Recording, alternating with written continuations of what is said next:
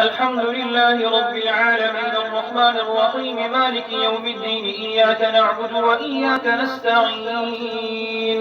اهدنا الصراط المستقيم صراط الذين أنعمت عليهم غير المغضوب عليهم ولا الضالين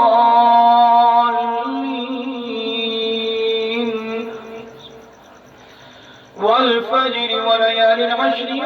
والشفع والوتر والليل إذا يسر هل في ذلك قسم لذي حجر ألم تر كيف فعل ربك بعاد إرم ذات العماد التي لم يخلق مثلها في البلاد وثمود الذين جابوا الصخر بالواد وفرعون ذي الأوتاد الذين طغوا في البلاد فأكثروا فيها الفساد فصب عليهم ربك سوط عذاب إن ربك لبالمرصاد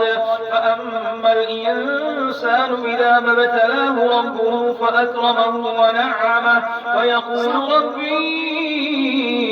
أكرمن وأما إذا ما ابتلاه فقدر عليه رزقه فيقول ربي أهانن كلا بل لا تكرمون اليتيم ولا تحاضون على طعام المسكين وتأكلون التراث أكلا لما وتحبون المال حبا جما كلا إذا دكت الأرض دكا دكا وجاء ربك والملك صفا صفا وجيء يومئذ بجهنم يومئذ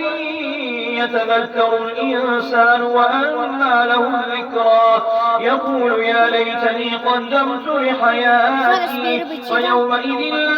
يعذب عذابه أحد ولا يوثق وثاقه أحد يا أيتها النفس المطمئنة ارجعي إلى ربك راضية مرضية فادخلي في عبادي وادخلي جنتي.